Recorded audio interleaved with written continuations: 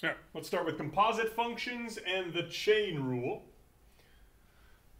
So composite functions are when you have two functions and you push them together to create a new function by taking one of the functions and plugging it into the other one. In this case, we have f at x being the log of x plus 5 and g at x being 2x plus 3 to the 5th power. I am going to create the composite function g of f at x by taking the log of x plus 5 and plugging it into this function, replacing the variable. That gives me 2 times the log of x plus 5 plus 3 to the 5th. Notice the only thing that changed is the x here became that log of x plus 5, and this whole thing is my composite function. So if we look at that particular exercise on Khan Academy,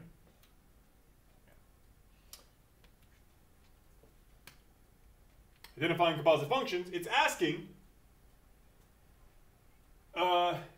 what are the inner and outer functions of this if it is a composite function. We have 2x plus 1 to the 4th power. So this here is 2x plus 1 to the 4th power. Notice they're using the vocabulary of inner and outer functions, because that's really what it looks like. When you plug a function into another function, it goes into that function. So you get this inner part and an outer part. And in this particular case, the inner part is the 2x plus 1, where the outer part is the x to the 4th power. So g is composite. The inner function is x to the 4th. Doesn't work. G is composite. The inner function is 2x plus 1. The outer function is x to the 4th. G is not a composite function. We want B. Hooray for us. Okay. Here we have the function, the sine of the square root of x.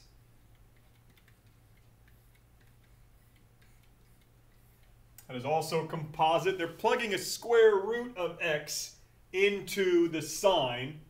So we want the square root of x to be the inner function, the sine of x to be the outer function. And we want that to fit the form w of u at x. So w of u of x, w's got to be the outer part, u has got to be the inner part. And this is a composite function. They're not multiplying these two functions together. It's not division, addition, or subtraction. It is plugging a function into another function. So we want u to be the square root of x and w to be the sine of x. That is A.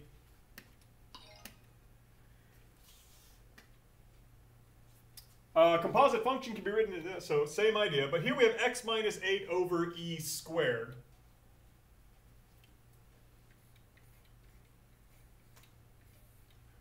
Over e to the z or e to the x. Can't really tell on this. So I'm going to look at the computer real quick. Pixelated. E to the x.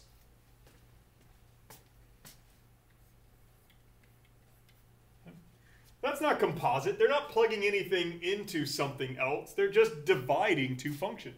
X minus 8 is the top function divided by e to the x. That's f at x divided by g of x. That is not a composite function. It's division of two functions. And our last one here is the same idea. You have the natural log of x divided by the square root of x. Which again, this is not a composite function. They're not plugging one function into another function. This is just division of two functions. So for this one, we would say it is not composite. For that, Perfect. All right. Then, I also want to talk about the chain rule. Now, chain rule is how we differentiate composite functions. So if we are trying to take the derivative, we've already done power rule, product rule, and quotient rule review. If we're trying to take the derivative and it is a composite function, then this is the way we would do that. And it's a simple rule. It's just f prime at g of x times g prime at x.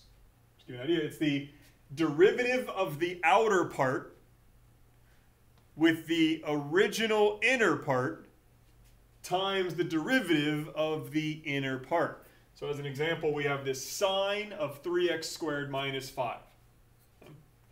So we can clearly see that this is composite, and that 3x squared minus 5 is my inner part. It's inside the sine function. Sine is going to be my outer part.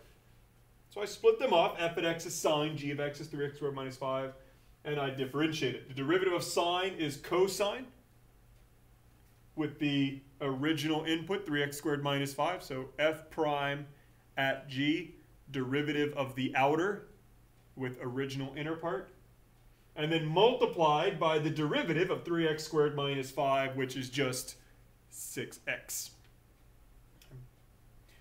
So that's chain rule. So the first thing we have to do is figure out, is chain rule going to work? Is it a composite function? And then if it is, we go ahead and do this. So now let's look at how that works here. Looking at these functions, we have 8 plus 7x to the 4th power. We want to take the derivative of that, d over dx. Is it a composite function? Yes. Yes, it is. The two functions that make this up, the outer part is that 4th power. It's x to the 4th power, where the inner part is 8 plus 7x.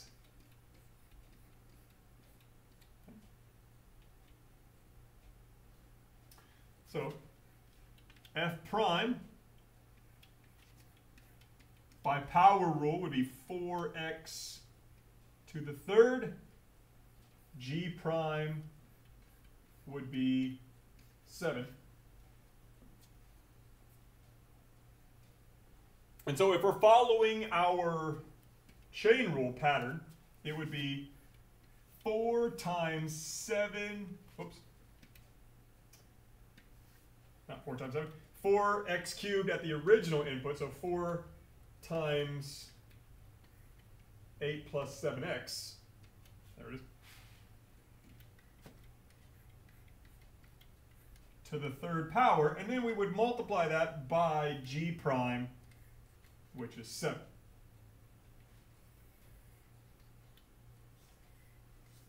And then we look, well, none of those really seem, so we got to do some simplification. 4 times 7 is 28. And if we list our terms in order of complexity, should be 7x plus 8, but that's okay. We can see that we can get that to match what they have for choice A.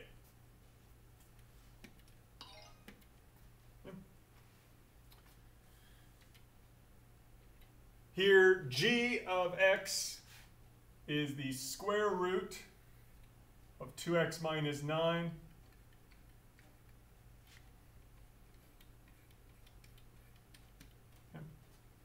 Which already I don't like. That should be power form, so it's going to be 2x minus 9 to the 1/2 power. And I can say, yeah, that is definitely a composite function. I want to identify my inner part and my outer part. So the outer part, f at x, is just that square root of x. So x to the 1/2 power. It's just the square root. That's the outside function, square root. the inner part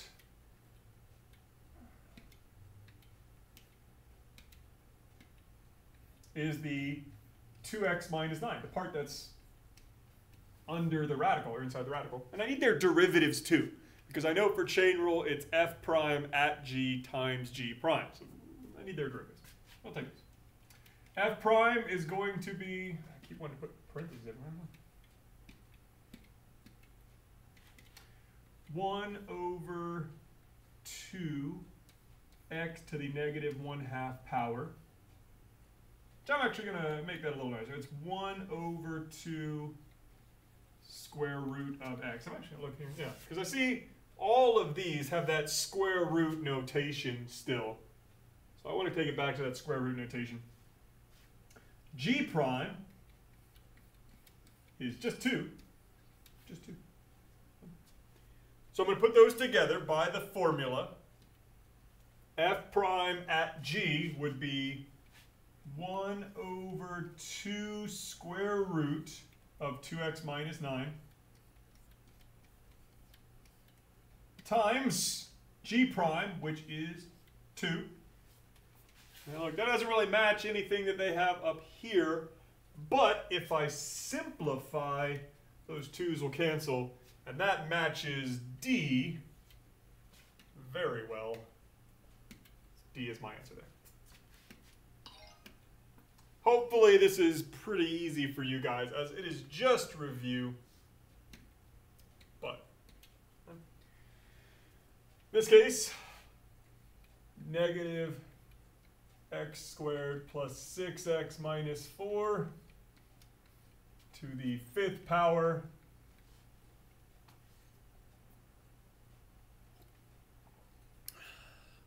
so I can see if I break this up, my functions are going to be,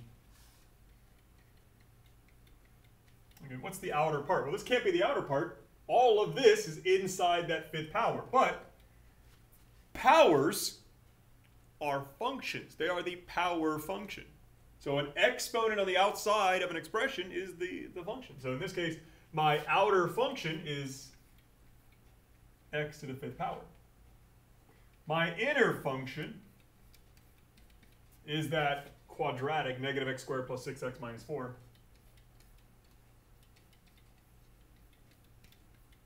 And I can take the derivatives of these fairly simply now that I've split them up. That's 5x to the 4th. That is negative 2x plus 6. And so then I can do chain rule.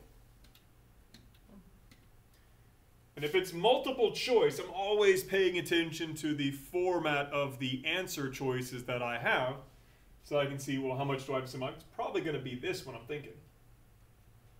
And I can see it, all right. There's the 5, there's the negative x squared plus 6x minus 4 to the 4th power, and then that. So this actually fits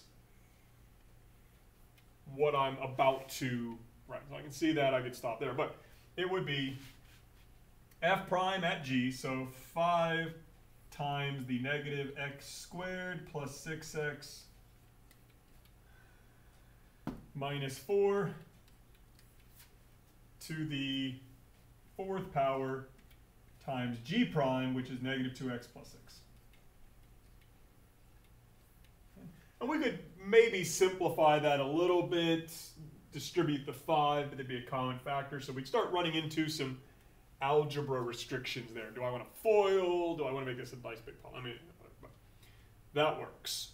And in fact, my only possible answer choice here that fits the chain rule is B.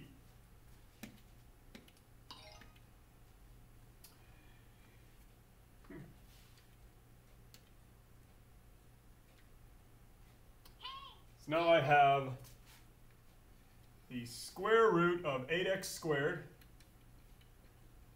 plus 2x minus 3. Outer and inner, if we're doing chain rule, we really need to be able to figure out what's the outer function, what's the inner function. Outer function, the square root. I know the derivative of that's 1 over 2 root x, so I can go right into it, chain rule-wise. It's going to be 1 over 2 times the square root of this mess, 8x squared plus 2x minus 3.